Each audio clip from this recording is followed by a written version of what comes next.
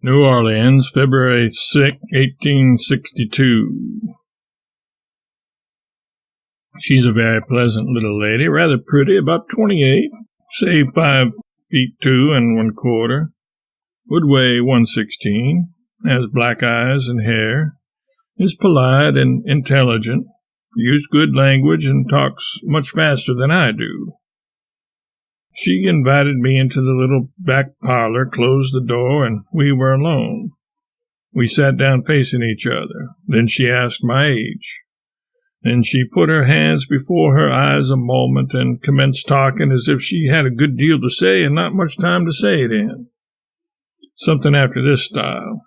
Madam, yours is a watery planet.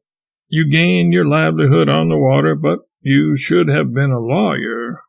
There is where your talents lie. You might have distinguished yourself as an orator or as an editor. You have written a great deal. You write well. But you are rather out of practice. No matter, you will be in practice some day. You have a superb constitution and as excellent health as any man in the world. You have great powers of endurance. In your profession, your strength holds out against the longest sieges, without flagging. Still, the upper part of your lungs, the top of them, is slightly affected. You must take care of yourself. You do not drink, but you use entirely too much tobacco, and you must stop it. Mind, not moderate, but stop the use of it totally. Then I can almost promise you 86 when you will surely die. Otherwise, look out for 28, 31, 34, 47, and 65. Be careful, for you are not of a long-lived race.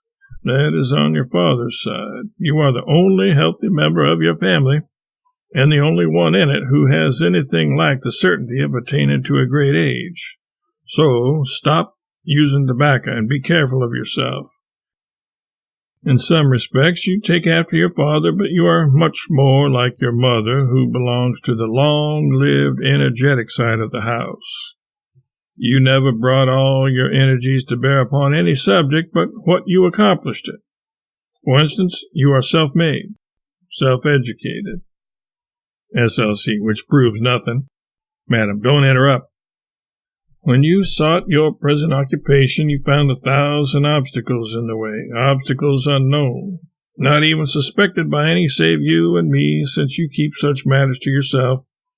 But you fought your way and hid the long struggle under a mask of cheerfulness which saved your friends' anxiety on your account.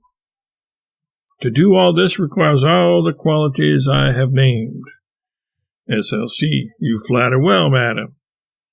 Madam, don't interrupt. Up to within a short time you had always lived from hand to mouth. Now you are in easy circumstances, for which you need give credit to no one but yourself. The turning point in your life occurred in 1847-8. SLC, which was?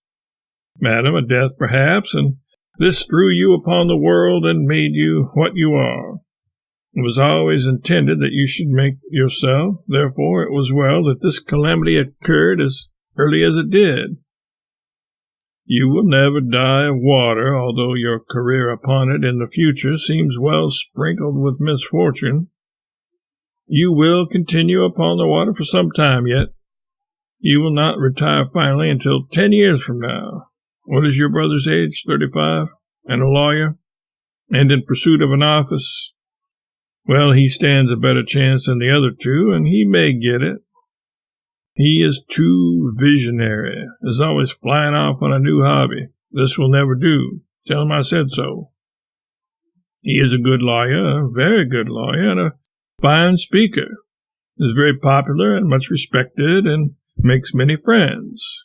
But although he retains their friendship, he loses their confidence by displaying his instability of character.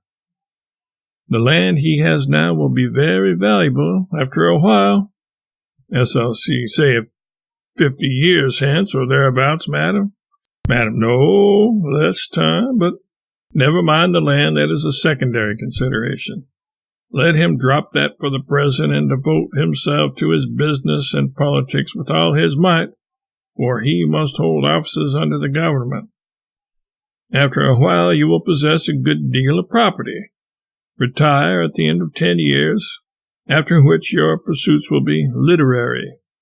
Try the law. You will certainly succeed. I am done now.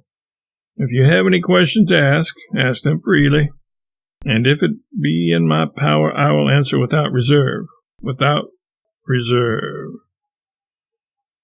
I asked a few questions of minor importance, paid her $2, and left, under the decided impression that going to the fortune-teller's was just as good as going to the opera, and the cost scarcely a trifle more. Ergo, I will disguise myself and go again one of these days, when other amusements fail. Now, isn't she the devil? That is to say, isn't she a right smart little woman? When you want money, let Ma know, and she will send it. She and Familia are always fussing about change, so I sent them 120 quarters yesterday. Fiddler's change enough to last till I get back, I reckon. Sam.